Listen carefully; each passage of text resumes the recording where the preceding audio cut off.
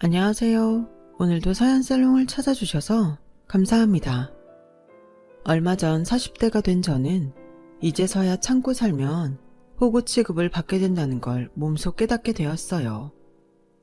참 일찍도 깨달았다 하시겠지만 그만큼 제가 남편을 많이 믿었다는 반증이기도 해요. 설마 이 인간이 이렇게 밑바닥을 드러내고 사는 놈인 줄은 몰랐거든요.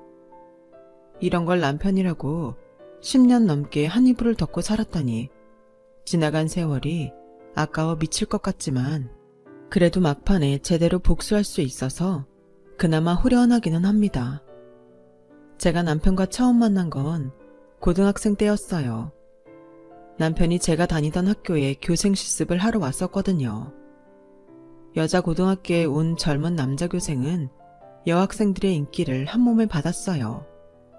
당시 고2였던 저도 남편을 좋아했죠. 하지만 숫기가 없어서 대놓고 제 마음을 전하지는 못했어요. 그저 먼 발치에서 남편의 모습을 몰래 훔쳐볼 뿐이었죠. 한 달여간의 교생 실습을 마치고 떠난 남편을 다시 만난 건 대학교 1학년 때였어요. 대학원에 진학했던 남편이 저희과 조교를 맡고 있었거든요. 남편은 제 얼굴도 이름도 기억하지 못했지만 저는 한눈에 알아볼 수 있었어요. 제가 그 대학에 들어간 이유도 남편과 동문이 되고 싶었기 때문이었으니까요. 학과실을 드나들면서 남편과 얼굴을 익힌 저는 술자리에서 은근슬쩍 제가 졸업한 고등학교 얘기를 꺼냈어요. 정말? 나 그 학교에서 교생 실습했어. 우리 이거 보통 인연이 아닌데? 혹시 나 학교에서 본 적 없어? 보기만 했나요? 제 첫사랑인걸요. 목구멍까지 이 말이 차올랐지만 제 마음을 들키기 싫어서 일부러 기억이 안 난다고 둘러댔어요. 그 말에 남편은 아쉬운 표정이었죠.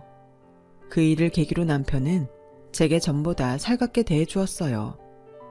외부 장학금 신청 공지도 남들보다 먼저 알려주었고 과 사무실로 들어온 아르바이트 자리도 제게 먼저 귀뜸해주곤 했죠. 그 덕분에 제게 많은 도움이 되었죠.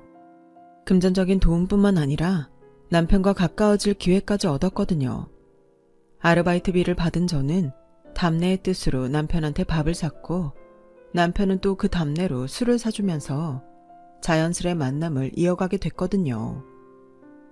선배님은 교직 이수에 교생 실습까지 다 해놓고는 임용고시는 안 보세요? 난 학교 선생할 노릴 생각 없어. 교직은 부모님이 원하셔서 한 거야. 취직 안 되면 선생 노릇이라도 하라고 닥달하셔서 말이야. 대학원에 진학한 이유도 부모님이 하도 취직하라고 성하셔서 그거 피하느라 도피처로 삼은 거야. 사실 난 바리스타가 되고 싶거든.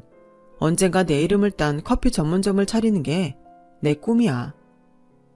당시엔 바리스타라는 직업이 생소했던 탓에 그게 뭐라는 건지 정확히 알지는 못했지만 커피랑 관련된 거라는 건 어렴풋이 알 수 있었어요.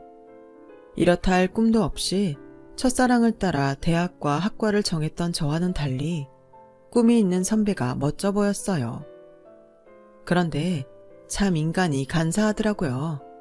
사귀기 전에는 남편의 사소한 것조차도 좋게만 보이더니 막상 사귀고 몇 년 지나니까 그제야 단점이 보이기 시작하는 거예요. 취업 준비로 바쁜 저와는 달리 여전히 석사 논문도 완성 못한 남편을 보니 한심한 생각이 들었어요. 남편은 부모님 등골만 빼먹고 사는 철없는 도련님일 뿐이었으니까요. 꿈만 있으면 뭐합니까? 그 꿈을 이루기 위해 노력을 해야죠. 오빠, 전공 살릴 것도 아니라면서 뭐하러 돈 아깝게 대학원에 다녀? 그리고 논문은 왜 안 쓰는 건데? 기왕 석사과정 밟았으면 논문 패스는 해야 할 거 아냐. 설마 그냥 수료로 끝내려는 거야?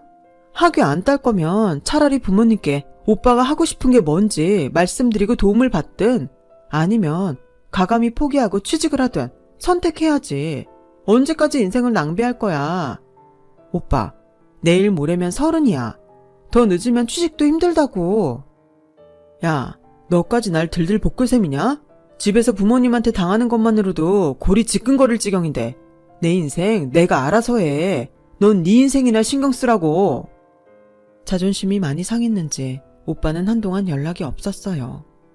아무리 삐쳤어도 그렇지 이런 식으로 관계를 정리하려 드나 싶어서 괘씸하단 생각이 들었어요. 그런데 제가 오해를 했던 거더라고요. 남편 후임으로 과 조교를 맡고 있던 선배가 하루는 저를 불렀어요. 너 준영 선배랑 헤어졌니? 내가 남의 연애사에 이러쿵저러쿵 할 입장은 아니지만 준영이 형이 걱정돼서 가만히 있기는 좀 그러네. 얼마 전에 형 아버지 돌아가셨어. 회사가 부도나는 바람에 쓰러지셨는데 결국 깨어나지 못하셨다나 봐. 평생 부잣집 도련님으로 살던 형이 엄마랑 여동생이랑 살집 구한다고 여기저기 돈까지 꾸러 다녔었나 봐.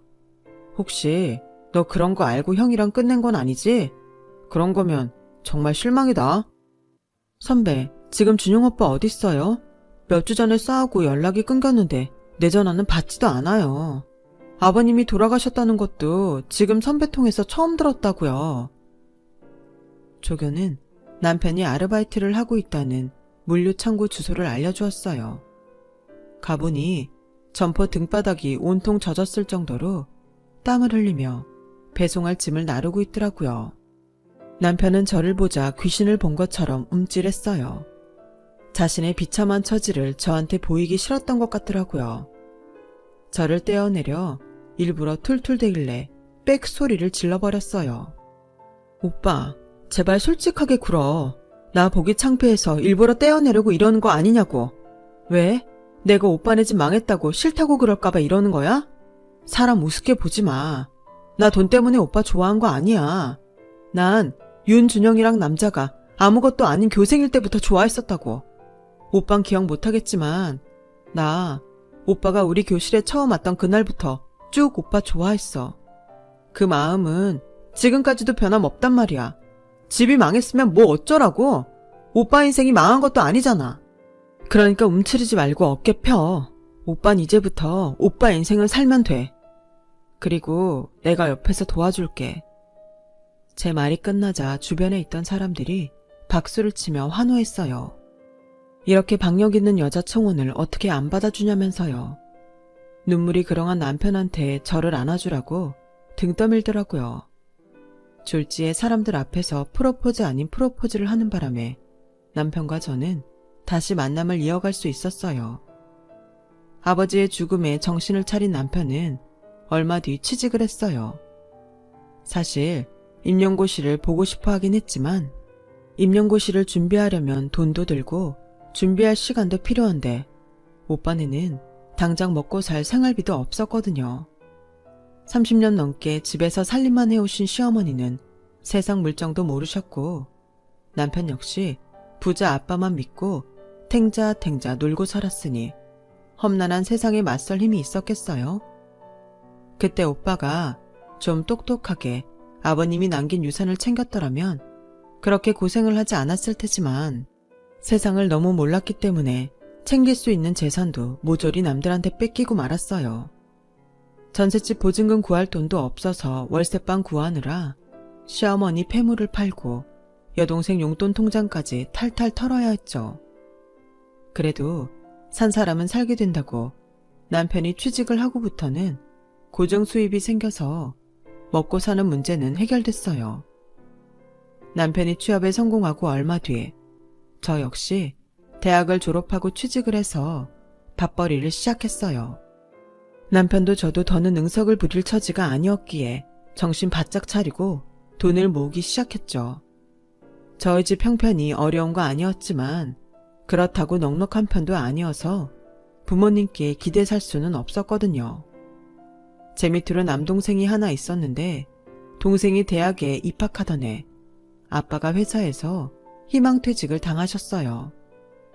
막내 아들 대학 등록금을 감당하려고 아빠는 자존심도 접고 후배가 하는 세차장에 나가기 시작하셨죠. 엄마는 동네 아주머니 소개로 도시락 공장에서 파트 아르바이트를 하셨고요. 온 가족이 열심히 벌어야 생활이 가능한 처지였어요. 굶을 걱정은 없었지만 당장 다음 달 월급이 안 나오면 생활이 무너질 정도로 여유가 없었어요. 그러니 제 결혼 자금도 부모님한테 기댈 상황이 아니었죠. 남들처럼 휴가 때마다 해외여행을 떠나는 건 불가능했고, 남편과 데이트할 때도 한 푼이라도 덜 쓰기 위해 쿠폰이며 뚜벅이 데이트를 자처했어요. 남편도 저도 얼른 돈을 모아 변변한 집 한 칸이라도 마련해서 하루빨리 결혼을 하는 게 꿈이었거든요. 길바닥에서 버리는 데이트 자금이 그땐 그렇게 아까울 수 없었으니까요. 하지만 우리 월급을 모아 만드는 돈에 비해 물가는 빠르게 올랐고, 전셋집 보증금 마련하는 것조차 수년을 벌어도 버거울 정도였어요. 그렇게 5년을 내리 모은 후에야 우리는 결혼 자금을 모을 수 있었죠. 그 사이 제 동생도 취직을 했고, 시누이도 자리를 잡아서 부담감도 던 채 결혼식을 올릴 수 있었어요. 한 푼 두 푼 모아서 마련한 신혼집에 인터넷 최저가로 구입한 살림살이는 우리 부부가 지난 5년간 노력한 땀의 결실이나 마찬가지였죠. 원래 쉽게 얻은 것보다 어렵게 얻은 게 더 소중한 법이잖아요. 집안 청소를 할 때마다 내 살림살이 하나하나가 귀하고 소중했어요. 결혼하고 이듬해 아들을 낳은 저는 3개월간 출산휴가를 받았어요. 출산을 경험한 선배들 말처럼 3개월이 쏜살처럼 빨리 지나가더라고요. 익숙하지 않은 육아에 몸은 지치고 다시 회사에 복귀를 하려면 몸도 만들어야 하는데 시간이 기다려주지 않는 것 같았죠. 임신 중에 부른 살은 안 빠지고 화장도 안 먹을 정도로 얼굴은 푸석, 몸 사이즈가 변해서 당장 회사에 입고 나갈 옷도 마땅치 않았어요. 하나부터 10까지 저를 주저앉게 만들려고 작정한 것처럼 보여서 우울하고 많이 힘들더라고요. 애 낳고 직장 생활하는 여자들이 그렇게 대단하게 보인 적도 없네요. 결혼 전에는 출산휴가를 받고 쉬는 동료들이 부럽기만 했는데 절대로 부러워할 일이 아니었죠. 그래서 자신이 똑같이 당해봐야 그 고통을 안다고 하는 모양이에요. 회사 복귀를 앞두고 친정엄마가 다려다 준 호박즙을 주구장창 먹고 혹독한 체중 조절을 감행한 덕분에 무사히 회사 복귀는 할 수 있었어요. 하지만 젖이 돌아 블라우스에 얼룩이 생기기 일쑤고 친정엄마한테 맡기고 온 애가 걱정돼 좀처럼 회사 일에 집중할 수가 없었어요. 혹여 회식 자리라도 생기는 날에는 말 그대로 전전긍긍할 수밖에 없는 게 언젠가 어디서 읽었던 글귀의 내용과 꼭 닮아있더라고요. 직장에서 엄마의 태도란 직업 없는 여성처럼 아이를 기르면서 아이가 없는 사람처럼 일해야 한다. 당시 제 상황에 딱 맞는 말이었어요. 육아와 직장 생활을 병행하는 여성에겐 가혹한 현실이 화가 났지만 그렇다고 둘 중 어느 것 하나를 놓을 수 없는 처지라 막막함은 더했어요. 그때 친정엄마가 없었다면 어쩔 뻔했을까 아찔하기만 해요. 복귀를 하고 첫 급여를 받은 날 엄마한테 드릴 용돈을 따로 챙기고 있는데 남편이 그건 어디다 쓸 거냐고 묻더라고요. 내가 전에 말했잖아. 엄마가 재민이 봐주시는데 용돈 정도는 드려야 할 것 같다고. 베이비시터만큼은 못 드려도 100만 원은 드려야 할 것 같아. 뭐? 100만 원? 자기 월급이 얼마나 된다고 100만 원이나 드려. 한 20만 원 정도 용돈으로 드리면 되지 않을까? 남도 아니고 왜 손준대. 돈 보고 봐주시는 건 아니잖아. 순간 그 말에 화가 치밀어 올랐어요. 애 보는 게 얼마나 힘든 일인데 고작 20이라니. 게다가 저희 엄마는 저희 애 봐주시느라 하시던 일도 그만두셨는데 어떻게 그 돈만 들이고 입을 닦아요? 염치도 없이. 그래? 그럼 앞으로는 어머님한테 애 봐달라고 하면 되겠네. 남도 아니고 친손주 보는데 돈 많이 달라고 하시진 않을 거 아니야. 게다가 어머님은 따로 일을 하시는 것도 아니고 집에서 계시니까 꽁돈 생기고 좋잖아? 당신 말대로 20이면 되지? 뭐해? 어머님한테 전화 안 드리고. 당장 내일부터 어머님한테 재민이 맡길 테니까 그렇게 알아. 그제야 남편은 짜증 섞인 말투로 100은 너무 벅차니까 80만 드리고 저희 엄마한테 맡기라고 했어요. 무슨 소리야. 엄마가 한 달에 버는 돈이 150도 넘는데 꼴랑 반만 주고 어떻게 애를 봐달라 그래. 난 싫어. 그냥 어머님한테 맡길래. 야, 우리 엄마는 평생 손에 물도 안 묻히고 살던 분이야. 지금이야 집 망해서 살림을 하시긴 하지만 애까지 맡기는 건 무리라고. 좋아. 장모님한테 100만 원 드리고 재민이 처가에 맡겨. 그럼 됐지? 처음부터 순순히 그러자고 하면 됐을 일을 남편은 기어이 사람 속까지 긁고서야 허락을 했어요. 자기네 엄마는 끔찍이 생각하면서 우리 엄마는 쉽게 생각하는 게 내심 괘씸해서 끝까지 싸우고 싶었지만 제 사정이 여의치 않아서 그땐 그렇게 마무리 지을 수밖에 없었어요. 돌이켜 생각해보니 그때 남편의 못된 신보를 싹 잘라냈어야 했는데 그걸 못한 게 실수였네요. 엄마 찬스를 써서 회사 일을 하게 된 저는 시간이 지나면서 조금씩 예전의 내 모습을 찾아갈 수 있었어요. 그렇다고 친정엄마와 내 아이에 대한 미안함이 사라진 건 아니었죠. 엄마한테는 남편 몰래 용돈도 더 찔러드리고 철철이 보약도 지어드렸어요. 월급 통장은 남편이 같이 관리하니 손댈 수 없지만 보너스랑 거래처에서 보내주는 상품권이 있어서 그 정도 비상금은 만들 수 있었거든요. 회사에서는 집안일을 잊고 했지만 집에 돌아온 이후에는 우리 아들한테 최선을 다했어요. 고수들이 운영하는 사이트를 찾아보며 그때 나이에 내 아이한테 필요한 놀이와 교육도 꼼꼼히 챙겼어요. 일과 육아 둘 다 포기할 수 없다면 내 시간을 포기하고라도 둘 다 확실히 해내야겠다는 생각이었죠. 남편도 이런 제 노력을 알아주어서 애 교육에 대해서는 모든 걸 제게 일이 많은 편이었어요. 퇴근 후나 주말에는 저를 도와 집안일도 곧잘 하는 편이어서 다른 집 남편들에 비하면 가정적인 사람이었죠. 딱 하나 불만이 있다면 별거 아닌 일에 싸움을 걸고는 삐쳐선 짐 싸들고 시댁에 가버리는 거였죠. 그리곤 한동안 전화도 안 받고 잠수를 타곤 했어요. 처음에는 시댁까지 찾아가 남편을 설득해 데려오곤 했는데 몇 번 같은 상황이 반복되니 이게 뭐 하는 짓인가 싶더라고요. 한 번은 제 동생 결혼을 앞두고 축의금을 얼마나 내야 하나 상의하다가 대뜸 서랍 정리도 안 하고 사냐면서 성질을 내더니 시댁으로 가버렸어요.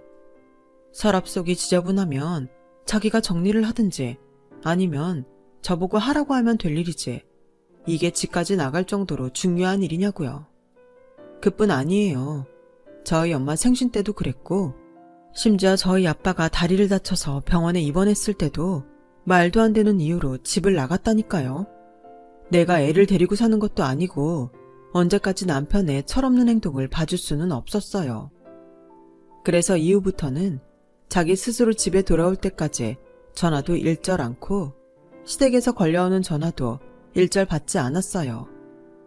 제 반응이 이러니 결국 남편이 제 풀에 지쳐 돌아오곤 하더라고요. 당신 정말 왜 이래? 언제까지 애처럼 굴 거야? 내가 자기 엄마야? 불만이 있으면 뭐가 불만인지 말을 하던지 왜 툭하면 어머님 댁에 가선 잠수를 타는 건데? 당신 자꾸 이러면 나 가만 안 있어? 아예 자기 짐 싸서 어머님 댁으로 보낼 테니까 알아서 하라고. 남편은 주둥이 대빨 내밀고 못마땅한 표정만 지을 뿐 별말이 없었어요. 그리곤 그 다음날 뭔 일 있었냐는 듯 예전 모습으로 돌아왔어요. 그리곤 또다시 반복이었죠.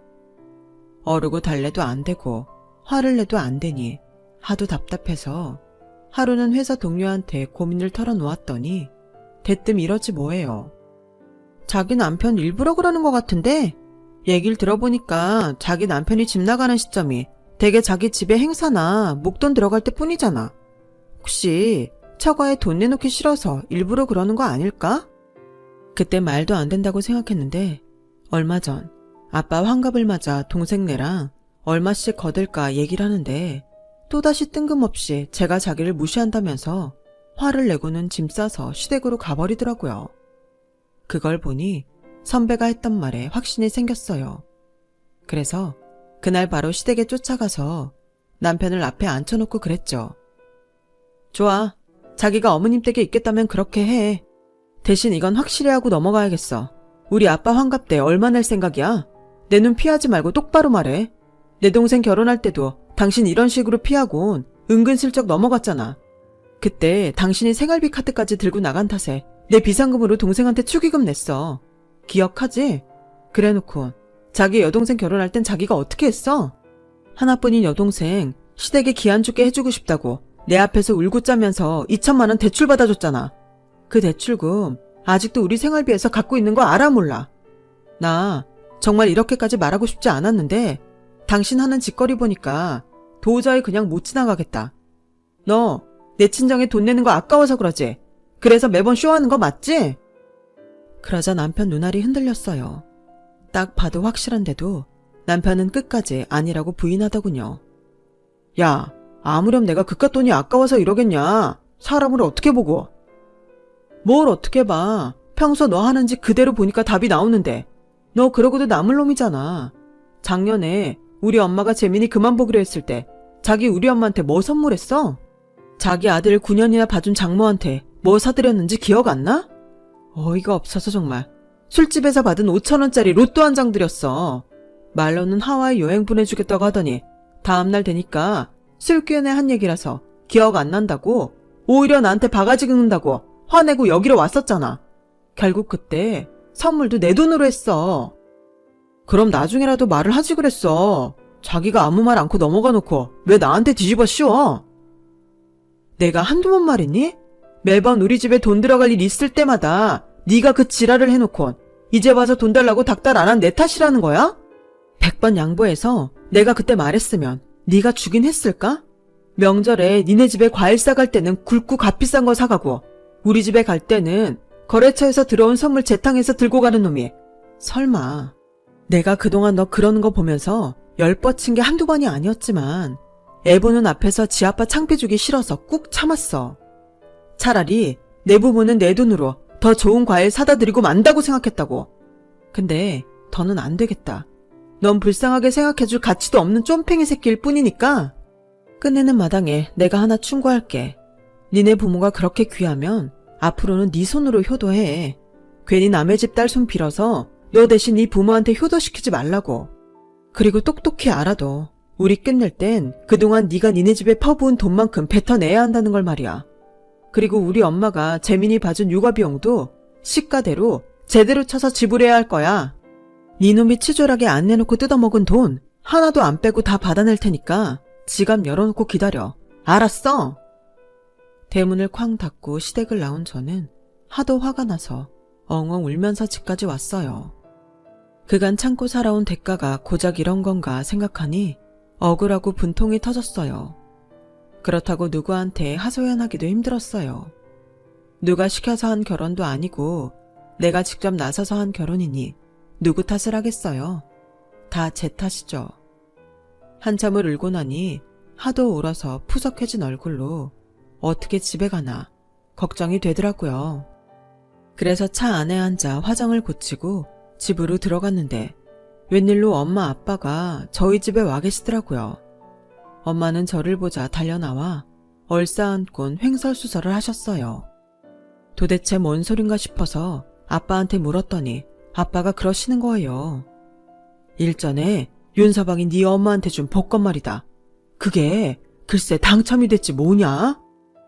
여보, 가만히 있어 봐요. 내가 직접 얘기할 테니까. 그때 받은 복권을 코트 주머니에 넣어두곤 깜빡했지 뭐니. 드라이클리닝 맡기려고 꺼냈다가 오늘에서야 봤잖아.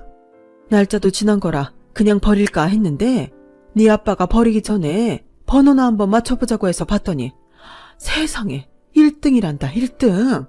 근데 윤서방은 언제 온다니? 이 기쁜 소식을 알려줘야 될 텐데 윤서방한테는 얼마를 떼어줘야 하려나? 엄마, 그런 거 없어. 그건 전부 엄마가 다 가지면 돼. 자세한 건 나중에 얘기할 테니까 당첨금 나눠줄 생각은 안 해도 돼. 한참 기뻐하시던 부모님은 굳어있는 제 표정을 보시고는 무슨 일이 있다는 걸 아셨는지 댁으로 돌아가셨어요. 그리고 다음날 회사로 남편이 찾아왔더라고요. 얼굴에 화색을 띠고 있는 게 분명 복권 소식을 듣고 온 것 같았어요. 아니나 다를까. 여보, 나 지금 회사에 사표 내고 오는 길이야. 재민이한테 다 들었어. 장모님 복권? 아니지. 내 복권 당첨됐다면서. 그것도 1등이라며? 이야, 윤영준 인생이 뒤늦게 꽃을 피우는구나. 당첨금 알아보니까 세금 떼고 17억 조금 넘던데 장모님한테는 얼마나 떼어드려야 하나? 한 1억 정도 드리면 되겠지? 솔직히 1억도 나니까 드리는 거야. 나 이참에 건물이나 하나 살까봐. 세 받아서 여행이나 하고 살면 좋잖아. 어때? 자기도 신나지? 이 인간이 떡 줄 사람 생각도 않는데 웬 김칫국을 사발로 마시고 있대? 그게 어떻게 당신 복권이야? 기억 안 나? 자기가 우리 엄마한테 재민이 키워준 보답이라고 줬잖아. 줬으면 그만이지. 왜 이제 와서 헛소리를 짓거리고 있어? 사표냈다고? 멍청한 짓 했네. 곧 이혼도 당할 텐데 직장까지 지발로 때려치우고 나왔으니 앞으로 어떻게 살지 캄캄하겠다. 암튼 난 내 할 말 어제 다 했으니까 당신은 소장 받거든 법원으로 달려오기나 해. 끝까지 구차하게 이혼을 하느니 마느니 눈물 콧물 짜고 빌 생각 말고 우리 쿨하게 헤어지자. 뭐 이제 자기는 직장도 없으니 재민이 양육권 가져가겠다는 소리 못하겠네. 그건 고맙게 생각할게. 그럼 법정에서 보자고. 남편은 말도 안 된다며 저희 친정에 찾아가 복권을 돌려달라고 때를 썼고, 저를 통해 모든 얘기를 들은 아빠는 괘씸한 사위한테 문도 열어주지 않았어요. 상황이 이렇게 돌아가자 회사에 제출했던 사표를 돌려받으려 했지만 안 그래도 정리해고 중이던 회사에서 사표를 돌려줄 리가 없었죠. 결국 남편과 저는 이혼이 성립됐고 아들은 제가 키우게 됐어요.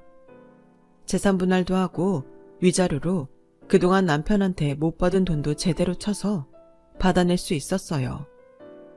남편은 끝까지 이혼을 원치 않는다고 항변을 했지만 재판에는 별 영향을 끼치지 못했어요. 얌생이같이 굴며 자기 이익만 탐하는 결혼은 지 혼자 하라고 하죠 뭐. 제 이혼과 달리 저희 부모님은 인생의 클라이막스를 달리게 되셨어요. 엄마가 복권 당첨금으로 제 남편이 그렇게 바라던 건물을 사서 건물주로 제2의 인생을 살게 되셨거든요.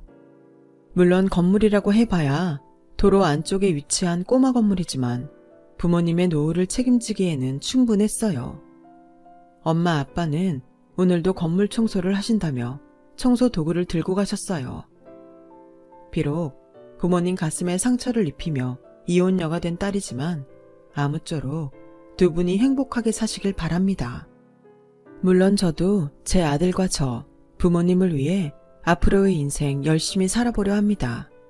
많은 응원 주세요. 제 이야기 들어주셔서 고맙습니다. 자식들과 건강하시고 풍요로운 삶 되시길 바랍니다. 여러분, 사연 댓글에 응원과 현명한 조언 부탁드려요.